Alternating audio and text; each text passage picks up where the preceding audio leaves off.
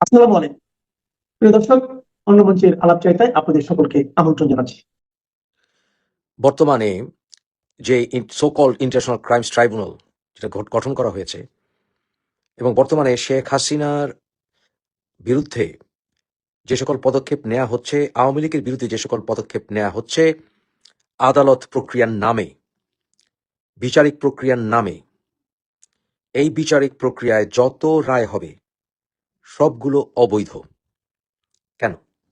কারণ বর্তমানে আদালত প্রক্রিয়া স্বাধীন নয়।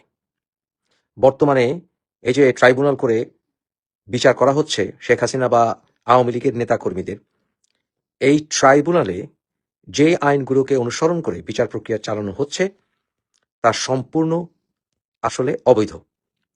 বিচারকরা যারা বসেছেন তারা রাজনৈতিকভাবে আওয়ামী লীগ বিরুদ্ধ এবং তারা বিভিন্ন রাজনৈতিক সংগঠনের সাথে, বিশেষ করে বিএনপি এবং জামাতের সাথে সম্পৃক্ত। যারা এখানে আইনজীবী হিসেবে কাজ করছে সরকারের পক্ষে, তারা সবাই আসলে রাজনৈতিক উদ্দেশ্য প্রণোদিত এবং আমাদের সংবিধান বিরোধী, স্বাধীনতা বিরোধী, তারা দেশদ্রোহী। দেখুন, আমি আওয়ামী লীগের রাজনীতি করি না, আমি বিএনপিকেও ছেড়ে কথা বলি না, আমি কোনো নেতাকে ছেড়ে কথা বলি না। আওয়ামী লীগ আমাকে 2 টাকা দেয় না এই কথাগুলো বলার জন্য। আমি যা বলি তা নিউট্রালি এবং অনেস্টলি বলি।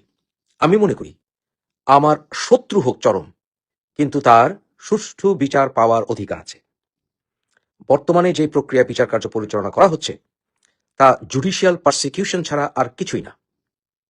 বাংলাদেশের এই তথাকথিত আইন উপদেষ্টা বা এই যে তথাকথিত ট্রাইব্যুনালে যে সকল আইনজীবী আছে, তাদের কেউ আমাকে আইনি বিতর্কে প্রমাণ করতে পারবে না যে এই বিচারিক প্রক্রিয়া জুডিশিয়াল পারসিকিউশন নয়।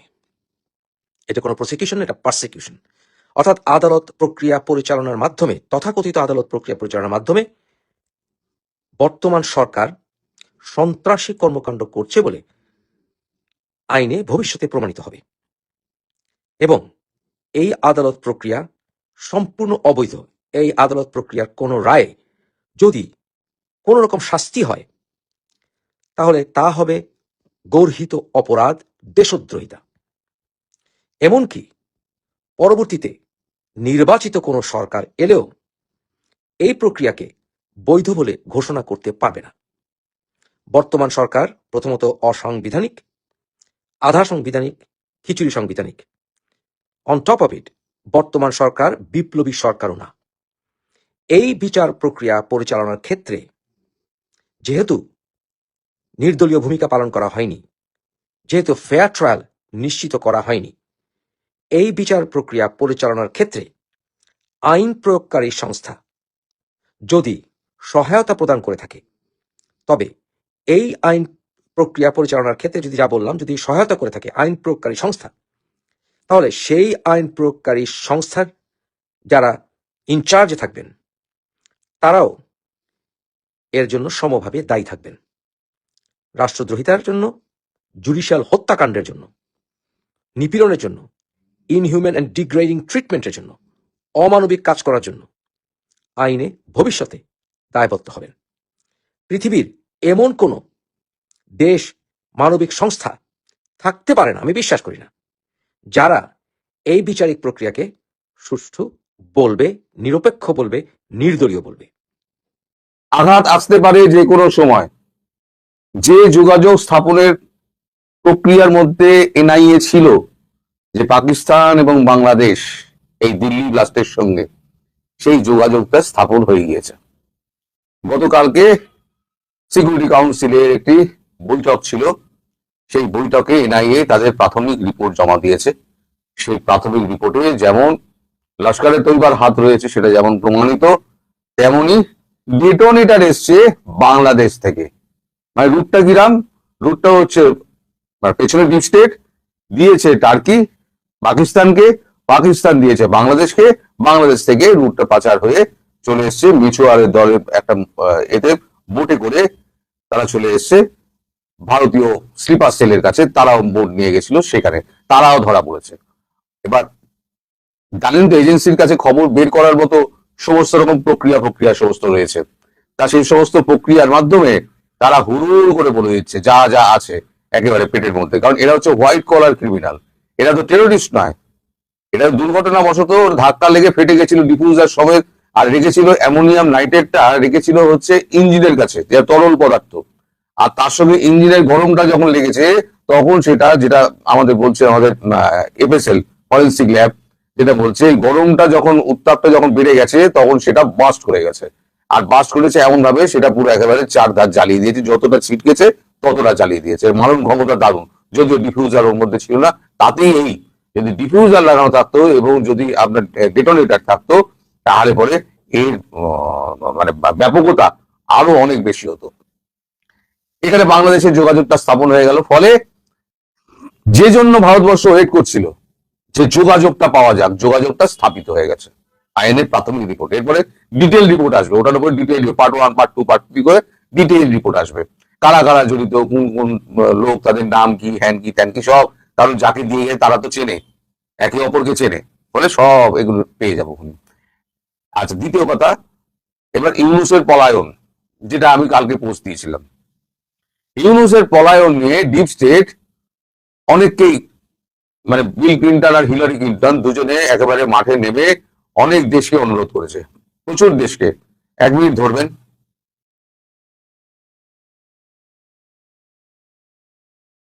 প্রচুর দেশকে অনুরোধ করেছেন, কিন্তু কোনো দেশই রাজি হয়নি। এমনকি যে মুসলিম দেশগুলো আছে, ইউএই ছেড়ে দিন, কাতার, যারা সন্ত্রাসবাদের পক্ষে, সেই কাতারের আমির পর্যন্ত বলে দিয়েছে, আমি মাসে 10 লক্ষ ব্যারেল আমি বিক্রি করি, তেল বিক্রি করি ভারতের সঙ্গে। আমি নিজে গিয়ে চুক্তি করে এসেছিলাম। ভারতের বিপক্ষ কোনো শক্তি এরকম আমার দেশে এসে নাগরিকত্ব নিয়ে থাকুক বা আমি আশ্রয়, রাজনৈতিক আশ্রয় দেবো, সেটা আমি করব না। রয়ে গেল হচ্ছে এমএসবি, মোহাম্মদ বিন সুলতান। মোহাম্মদ বিন সুলতান হচ্ছে আরাক্কাটি ওপরে। তিনি বলেছেন, ঠিক আছে, না তো আমি করতে পারি না, আপনি বলছেন।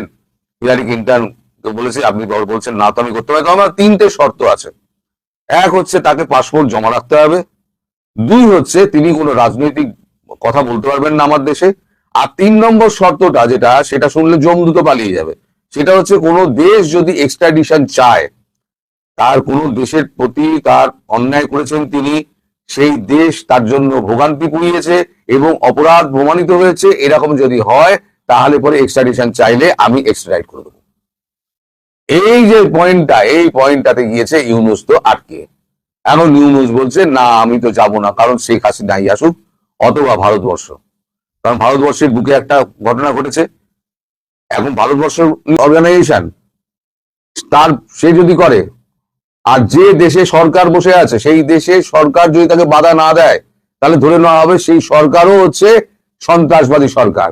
যেমন পাকিস্তানকে সন্ত্রাসবাদী সরকার, পাকিস্তানকে সন্ত্রাসবাদী রাষ্ট্র বলে, তেমনি বাংলাদেশে ইউনূস হলো সন্ত্রাসবাদী সরকার, সরকারের প্রধান, এবং বাংলাদেশ রাষ্ট্রটা হচ্ছে জঙ্গিবাদের চাষ করা একটি রাষ্ট্র।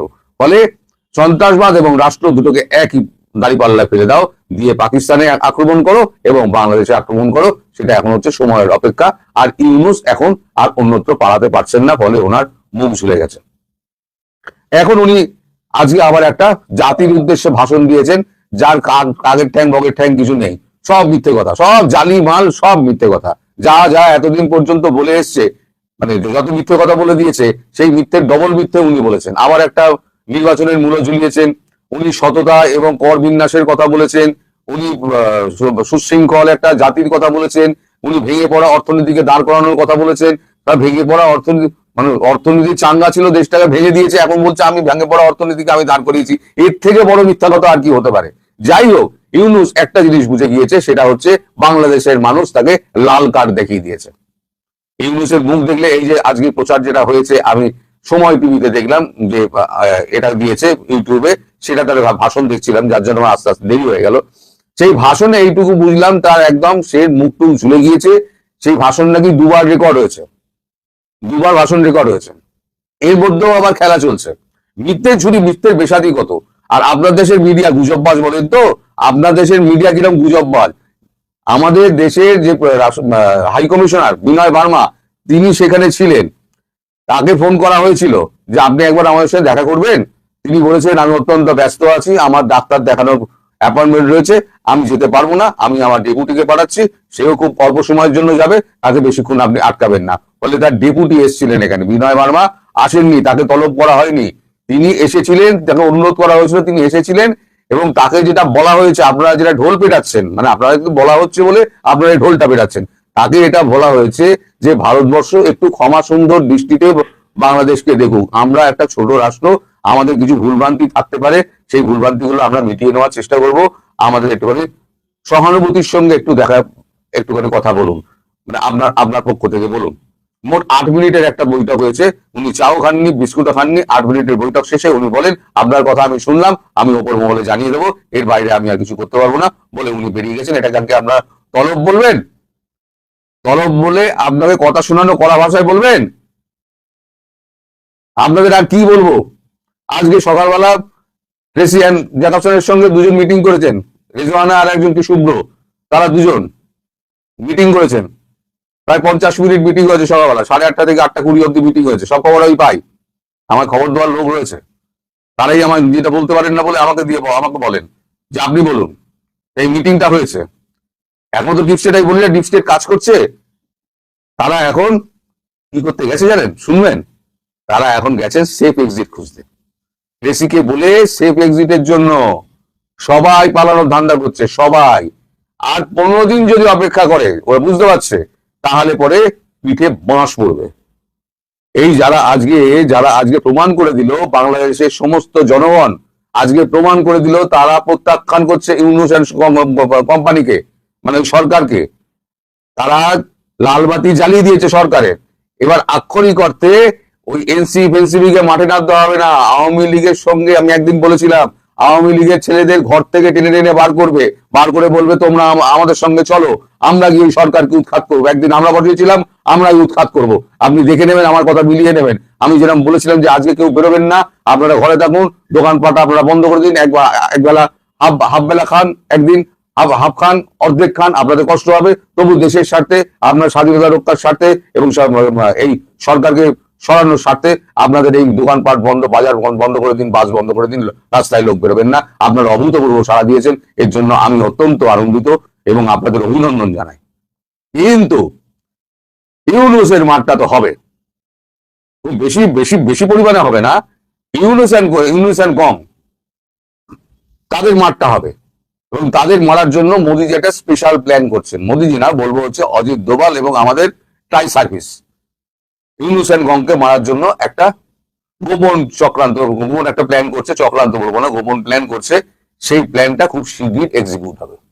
এমনও হতে পারে ভারতবর্ষ থেকে কমান্ডো গিয়ে ইউনুসকে তুলে নিয়ে চলে এলো, যেমন একে গিয়ে ইউএস ফোর্স যেমন মেরেছিল, মারবে তো না, তুলে নিয়ে চলে আসবে। তারপর এখানে যা যা ট্রিটমেন্ট হওয়ার সে তো হবে। আমি কথার কথা বললাম, এটাই যে হবে তার কোনো মানে নেই। এটা আবার ভাববেন না যে আমি এইটা বলে দিলাম মানে এইটি হবে, সরকারের কেউ না বাবা। আমি একটা আন্দাজে একটা কথা বললাম, মানে উপমা দিলাম। ফলে অনেক কিছু হতে পারে, অনেক ঘটনা দিন দেখতে পাবেন আপনারা আগামী 15 দিনের মধ্যে। এবং আগামী 15 দিনের মধ্যে আপনারা দেখবেন ইউনুস সরকার বঙ্গোপসাগরে সমেত বিসর্জন, বলেছিলাম না, ঢাকি সমেত বিসর্জন। কারণ Yunus is alone, he is completely alone. তার পাশে দেশের জনতা নেই, তার পাশে কোনো রাজনৈতিক দল নেই, তার পাশে কোনো সচিব নেই, তার পাশে কোনো দেশ নেই। একটা নোবেল লরিয়েট শুধু ক্ষমতা এবং ডিপ স্টেটের হাতে পড়ে আজকে এই জায়গায় এসে পৌঁছালো। আমি বলেছি ডক্টর ইউনুসের শেষ পরিণতি খুব করুণ হবে। দেখবেন শেষ পরিণতি ইউনুসের অত্যন্ত করুণ হয়েছে। সে যেখানেই ও থাকুক, ভারতবর্ষের কাছেই থাকুক আর বাংলাদেশের বুকেই থাকুক। তবে শেখ হাসিনা এখনো জেদ ধরে রয়েছেন, ইউনুসকে ছাড়া যাবে না, ইউনুসকে কোনো সেফ এক্সিট দেওয়া হবে না। ইউনুস যেন বাংলাদেশেই থাকে এবং শেখ হাসিনা গিয়ে ওনার কোমরে দড়ি পরিয়ে, হাতে হাত কড়া পরিয়ে, টানতে টানতে গিয়ে ওই ক্রিমিনাল কোর্ট, আন্তর্জাতিক আদালত করেছিল না, ওইখানে ওই প্রফেসর সমেত যারা যারা আছে তাদের প্রত্যেককে ওই কোর্টে, আমি আজকে থেকে 6 মাস আগে থেকে বলে যাচ্ছি, ওই কোর্টে দড়ি টেনে দেখুন, ওই দড়িতে আপনাদের ফাঁসি হবে। 6 মাস আগে থেকে বলে যাচ্ছি। তখন আমাকে অনেক কথা বলে, তো অত্যন্ত যারা আওয়ামী লীগের মানে কঠিন সমর্থক তারাও বলতেন যে আমাকে ফোন করে, দাদা আপনি বলছেন কি করে এটা? আমি বলছিলাম একদিন হবে, দেখে নেবেন একদিন হবে। সেইটাই আজকে এসে পৌঁছেছে এইখানে। এই যে গলা এতদিন 1.5 বছর ধরে আমি ফাটিয়ে গেছি, তার আজকে সেই সুফলটা আজকে পাওয়া যাচ্ছে। তাই আমি আজকে অত্যন্ত খুশি, এবং আপনারা আমাদের মন সবল করে আমাদের আরো খুশ করে দিয়েছেন। দর্শক, আমি আপনাদেরকে আজকে সকালে এই আওয়ামী লীগের লকডাউন 13 নভেম্বর 2025 সকালে 9টায় ঢাকা শহরের অনেকটাই চক্কর দিয়ে আমি আপনাদেরকে লাইভে দেখিয়েছি। আপনারা দেখেছেন এই ঢাকা শহরের চিত্র। সারা দেশে একটাই আলাপ, আওয়ামী লীগের লকডাউন কে সফল করে দিল, কে সফল করে দিল, কেন সফল হলো, এর বিশ্লেষণ চলছে। আমরা দুপুরবেলায় সকাল 9টা অফিস যাওয়ার সময়, যে সময় ঢাকার মানুষ যারা অফিস যান হন্তদন্ত হয়ে পড়েন, না বিশ্বাস অবস্থা, অসংখ্য মানুষ, লক্ষ লক্ষ মানুষ টাইমলি ট্রাফিক জ্যামে পড়ে অফিস পৌঁছাতে পারেন না। সেখানে অল্প জায়গা, প্রায় 7 কিলোমিটার জায়গা আমরা 7 মিনিটে চলে গিয়েছিলাম তো মোটর বাইকে, যেটা ঢাকা শহরে আপনার ঈদের ছুটিতে কল্পনা করা যায়, যেটা ঢাকা শহরে তীব্র হরতাল 90 দশকে যেগুলো হতো সেই সময় চিন্তা করা যায়, যেটা ঢাকা শহরে কখনো কখনো শুক্রবার দিন সকাল ফার্স্ট হাফে চিন্তা করা যায়, কিন্তু এর বাইরে চিন্তা করা মুশকিল, এই দৃশ্য সহজে দেখা যায় না। আবার আমি দুপুর 2টায় আপনাদেরকে দেখিয়েছি লাইভে থেকে যে ঢাকা শহরে কর্মব্যস্ত এই শহরের বৃহস্পতিবার দুপুরবেলা এই চিত্র হতে পারে। এটা মানে না দেখলে হয়তো আপনারা কেউ বিশ্বাস করবেন না, যারা দেখেন তারা একটু চোখ বুলিয়ে নেবেন, সময় না থাকলে প্রয়োজন টেনে টেনে দেখে নেবেন এটা কিভাবে সম্ভব হলো। পত্রপত্রিকা সবাই নিউজ করেছে, আমাদের টার্মিনালে যাওয়া হয়নি, যে দূরপাল্লার বাস খুব কম ছেড়ে যাচ্ছে। আর একদিকে রোড বন্ধ ছিল, Dhaka Khulna highway, Dhaka Barishal highway blocked ছিল। সেই ব্লকের যেসব ছবি ভিডিও সোশ্যাল মিডিয়ায় ছড়িয়েছে, আইনশৃঙ্খলা বাহিনীর সদস্যরা গেলেন, সেগুলো দোষ দেওয়ার কিছু নেই, তারা হয়তো সোশ্যালি মোটিভেট করার চেষ্টা করেছেন। আমরা দেখেছি কারো কারোর সাথে কানে কানে কথা বলছেন, কাউকে বোঝানোর চেষ্টা করছেন, তারা যেন সরে যায়, কারণ ওখানে বল প্রয়োগ করলে কি ফল হতে পারে পুলিশ বুঝতে পারছিল নিশ্চয়ই। একটা সমালোচনা তৈরি হয়েছে ছোট ছোট বাচ্চাদের হাতে দেশি অস্ত্র দিয়ে সজ্জিত করা হয়েছে, এটা কখনোই কাম্য না যদিও, কিন্তু গ্রামীণ মানুষের কাছে এগুলো বিষয়গুলো ডিফারেন্ট। যাক, এসব চিত্র আমরা দেখেছি। আমরা ঢাকার আরো চিত্র, আমরা যেগুলো আপনাদেরকে লাইভে দেখেছি তার বাইরে খণ্ড চিত্রগুলো আপনারা দেখতে থাকবেন আমাদের আলোচনার পাশাপাশি, যে ঢাকার বিভিন্ন অঞ্চলের ছবি পত্রপত্রিকায় যেগুলো এসেছে বিভিন্ন সময়ের ডিফারেন্ট টাইমের ছবি। এখন এই আওয়ামী লীগের কর্মসূচি আমরা কয়েক জায়গায় বলেছি সরকারি লকডাউন, আমরা কয়েক জায়গায় বলেছি সরকার সফল করে দিয়েছে। আসেন সমালোচনার দৃষ্টিতে, সমালোচনার দৃষ্টিতে হলো যে আওয়ামী লীগ বিরোধী শিবির বা সমালোচক, আমরা যদি তির্যক সমালোচনা করি, আমরা আওয়ামী লীগের প্রচুর সমালোচনা করতাম, আমরা বলতে পারি যে আওয়ামী লীগ বোমাবাজি করে, আওয়ামী লীগ বোম ফুটিয়ে, ককটেল ফুটিয়ে, আগুন জ্বালিয়ে আতঙ্ক তৈরি করেছে, মানুষ আতঙ্কিত হয়ে ঘরে বসে গেছে। কিন্তু যদি গত 15-20 বছর না দেখতাম তাহলে এটা বিশ্বাস করতাম। গত 15-20 বছরে তো দেখেছি কে বা কারা করেছে, আমি এই বিতর্কে এখনো যেতে চাই না। যেমন আওয়ামী লীগেরটা আমি কে বা কারা করেছে সেই বিতর্কে যাচ্ছি না। এর আগে পেট্রোল বোমার সময়, আবার ক্লিয়ার করছি সেটা কে করলো না করলো যাচ্ছি না, সে পেট্রোল বোমার সময় তো অসংখ্য মানুষ মারা যাচ্ছিল, জলে পুরে অঙ্গার হয়ে যাচ্ছিল, আমরা দেখছি না গাড়ির ভিতরে, বাসের ভিতরে, কি এক একটা বিভৎস গল্প, এক একজন মানুষের জীবনে কি কষ্ট, সেগুলো মানুষ দেখেছে। দেখার পরেও ঢাকা শহর এরকম স্তব্ধ কয়বার হয়েছে, কোনো মিছিল নাই, কোনো পিকেটিং নাই, স্তব্ধ হয়ে গেল। এবং লকডাউন ডাকলো ঢাকায়, প্রভাব পড়লো সারা দেশে। আমি এই কথা জাহির করার চেষ্টা করবো না যে সারা দেশের সমস্ত মানুষ আওয়ামী লীগের দিকে দুর্বল হয়ে গেছে, আওয়ামী লীগের সমর্থন নিয়ে এগিয়ে আসছে। তার চেয়ে কি এটা শক্তিশালী না যে সরকারের বোঝা উচিত, সরকারের ভাবা উচিত, সরকারের বিশ্লেষণ করা উচিত তার দিক থেকে 5 আগস্টে যে গণ অভ্যুত্থানের শক্তি নিয়ে সরকার গঠন, ডক্টর ইউনূস আজকে ভাষণেও বলেছে, সেই শক্তি কোন জিরোতে গিয়ে পৌঁছেছে, যে সেই প্রতিক্রিয়ায় মানুষ আওয়ামী লীগ ডক্টর ইউনূসের বিরুদ্ধে কর্মসূচি দিয়েছে, মানুষ তার মধ্যে থেকে ডক্টর ইউনূসের এই শাসনের ত্যক্ত বিরক্ত হয়ে মুখ ফিরিয়ে নিয়েছে, 2-4 মিলে গেছে আওয়ামী লীগের কর্মসূচির সাথে। আওয়ামী লীগকে সমর্থন যদি নাও করে থাকে, ডক্টর ইউনূসকে তো তারা সমর্থন করছে না। এই সরকারের সময় আইন শৃঙ্খলা পরিস্থিতি, না বিশ্বাস অবস্থা, সেদিন একটা মানুষের সঙ্গে দেখা হয়েছে, তার বাড়ি ওবায়দুল কাদেরের নির্বাচনী এলাকায়। আওয়ামী লীগের শাসন আমলে সেই লোক ব্যক্তিগতভাবে ওবায়দুল কাদেরকে পছন্দ করতো না, বলতে গিয়ে অকাই বলে। আমি পুরো বিস্তারিত বললাম না। ঢাকা শহরে তার একটা দস্তুর মুদির দোকান আছে এবং সেই মুদির দোকান পরিচালনা করে, একেবারেই খুব সচ্ছল মানুষ, এখন পরিশ্রম করে দাঁড়িয়েছে। সে বললো যে সেই সময়েও আমরা দরজা খোলা রেখে ঘুমাতাম, আর এখন আমাদের অলিতে গলিতে যা ইচ্ছা তাই ছোট ছোট বাচ্চা কাচ্চা যে কোনো ধরনের অস্ত্র নিয়ে সন্ত্রাসীপনা করে। এই যে মানুষের নিরাপত্তা নাই, মানুষ বলে না যে আগে এই নিরাপত্তাটা ছিল, এই সবকিছু মিলিয়ে ডক্টর ইউনূসের আওয়ামী লীগের ফিল্ডে না থেকেও বিদেশে বসে থেকে সোশ্যাল মিডিয়া হ্যান ত্যান, ধরেন যে কোনো একটা সন্ত্রাসী গ্রুপ, প্রচুর পয়সা তাদের আছে, প্রচুর পয়সা, অজনপ্রিয়। 1 বছর আগে তারা ক্ষমতা ছেড়ে চলে গেছে, সে সাংঘাতিক অজনপ্রিয়। সে বাইরে থেকে যত পয়সা ঢালুক, ওই ছড়াচ্ছে যে আওয়ামী লীগ এত টাকা দিয়ে মিছিল করে, এত টাকা দিয়ে ব্যানার ধরায়, সে যত টাকাই ঢালুক, যে সিচুয়েশন ঢাকা এবং সারা দেশের হয়েছে, এটা কি শুধু টাকা ছড়িয়ে সম্ভব, শুধু আতঙ্ক ছড়িয়ে সম্ভব? রাজনৈতিক বিশ্লেষকরা বিশ্লেষণ করবেন না, রাজনৈতিক গবেষকরা গবেষণা করবেন না। তো সেইটা যদি হয়ে থাকে তাহলে এই ফার্স্ট, আমি বলেছি টুর্নামেন্টের এটা কেবল শুরু, একেবারে প্রথম রাউন্ডের গেম। এই প্রথম রাউন্ডের গেম দেখে ডক্টর ইউনূসের প্লেয়ার গ্রুপ, তাদের একটু ভাবা উচিত না যে দেশটা এখন কোন দিকে যাচ্ছে এবং তাদের কি করণীয়? তারা যেই প্রক্রিয়ায় বাংলাদেশের রাজনৈতিক বিরোধিতা শুরু করেছে, যে প্রক্রিয়া রাজনৈতিক বিরোধকে বড় করেছে, এই প্রক্রিয়ায় যে এটার সমাধান হবে না, হ্যাঁ হতে পারে তারা কোনো এরকম একটা ধোঁয়া চাপা দিয়ে দেশটাকে আরো আগুনে ঠেলে দিয়ে চলে যেতে পারে, কিন্তু তাহলে ফলাফল দীর্ঘমেয়াদী তারা ভালো যাচ্ছে না। এবং এই ঝুঁকি বাংলাদেশের যারা ম্যাচিউরড রাজনৈতিক দল বা যারা দেশের জন্য রাজনীতি করে তারা এখন নিবে না। যেটা তারা ক্লিয়ারলি বলছে যে অংশগ্রহণমূলক নির্বাচন হতে হবে, সারা ওয়ার্ল্ড থেকে বলছে অংশগ্রহণমূলক নির্বাচন হতে হবে। তো সেই অংশগ্রহণমূলক নির্বাচন যদি হতে হয়, তার সামনে যদি এরকম সারা দেশে ধরেন এই 18 কোটি মানুষ, 56,000 বর্গ মাইলের দেশ, এইখানে সর্বসাকুল্যে ধরেন আমি 200 এই ককটেল ফুটেছে, তো 200 ককটেল ফুটিয়ে বা 10টা গাড়িতে আগুন দিয়ে যদি এরকম একটা লকডাউন হয় যেখানে সাধারণ মানুষ আতঙ্কে হোক, ভয়ে হোক, ডক্টর ইউনূস বিরোধী হোক, আওয়ামী লীগকে সমর্থন দিয়ে হোক, এভাবে একটা দেশ বা একটা শহর স্তব্ধ হয়ে যাবে যে একান্ত নিত্য প্রয়োজন ছাড়া কেউ বের হবে না, সরকারি আদেশ শুধু সরকারি আদেশ মানতে হবে, দেখে মানুষ বাধ্য হয়ে অফিস যাবে, বেসরকারি সমস্ত কিছু অনলাইনে চলে যাবে, স্কুল বিশ্ববিদ্যালয়ে ক্লাস করবে না, তাহলে একটা দেশকে আপনি কিভাবে ট্যাকেল দিবেন?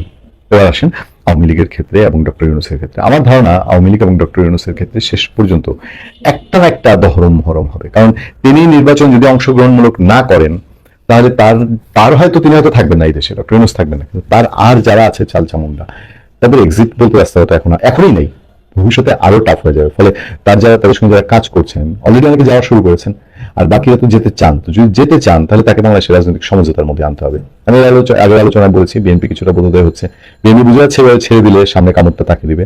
ফলে এইসব পরিবর্তনের জন্য হলেও আমাদেরকে দেখতে হবে ডক্টর ইউনূস এখন কোন পন্থায় যান, তার এই জুলাই সনদ, তার এই গণভোট আলটিমেটলি জাদুঘরে যায় কিনা। ভালো থাকবেন, সুস্থ থাকবেন আপনার।